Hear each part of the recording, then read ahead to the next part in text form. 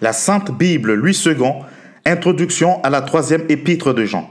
La troisième épître de Jean est, comme la seconde, un billet de circonstances du même auteur qui se donne le même titre, l'Ancien. Voir l'introduction à 1 Jean pour le problème d'auteur et celle à 2 Jean pour ce titre. Elle a pour destinataire Gaius, le bien-aimé, un des chrétiens de la communauté johannique, resté fidèle à celui à qui on donne le titre d'Ancien. Ce nom est très répandu dans le Nouveau Testament.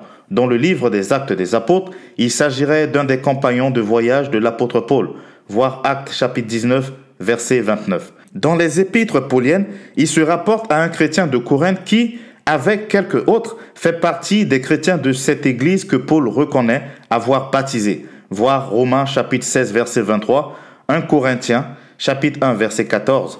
Cependant, rien ne permet d'assimiler les destinataires de 3 Jean aux personnages mentionnés plus haut. Cette épître a 4 parties qui sont 1. Adresse et salutation. 2. Éloge de Gaius. 3. Plainte contre Diotrephe. Éloge de Démétrius. 4. Salutation finale. La teneur de 3 Jean, comme celle de 2 Jean, confirme dans les grandes lignes l'enseignement de 1 Jean. Il s'agit d'un aperçu de grand développement que l'auteur a exposé dans cette première épître. Il se résume en 2 traits. L'amour fraternel qui résulte de la foi commune en Christ Jésus et la mise en garde contre les faux frères. L'éloge de Gaius au début de l'épître comporte 2 points. Gaius marche dans la vérité, est charitable envers les frères, même ceux qui sont étrangers à la communauté. Cela se sait et on en rend un témoignage qui est parvenu à l'auteur. La plainte contre Diotrephe comporte 3 points. Il aime à être le premier, tient des méchants propos contre l'Église, ne reçoit pas les frères et empêche ceux qui veulent le faire. De ces 2 modèles contraires de responsables résultent les exhortations. Que 3 Jean s'adressent particulièrement à Gaius suppose que le message central de ces 3 lettres devrait résonner de façon particulière ici. La plainte contre Diotrephe, versets 9 à 10, apporte cette marque particulière à celle qui nous concerne. L'Ancien, à Gaius le bien-aimé que j'aime dans la vérité. Bien-aimé, je souhaite que tu prospères à tout égard et sois en bonne santé comme prospère l'état de ton âme. J'ai été fort réjoui lorsque des frères sont arrivés et ont rendu témoignage de la vérité qui est en toi, de la manière dont tu marches avec la vérité.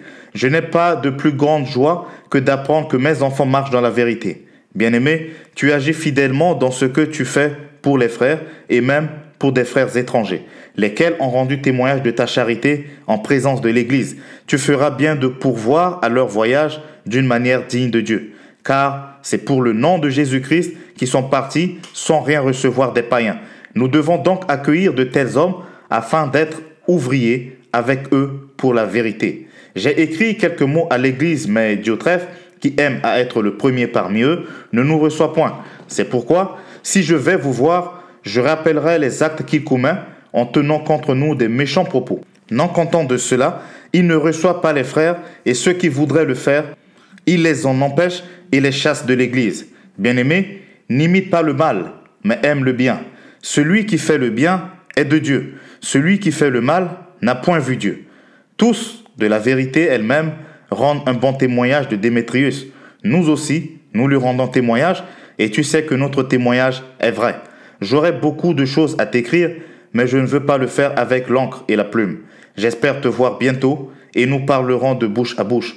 Que la paix soit avec toi. Les amis te saluent. Salut les amis, chacun en particulier.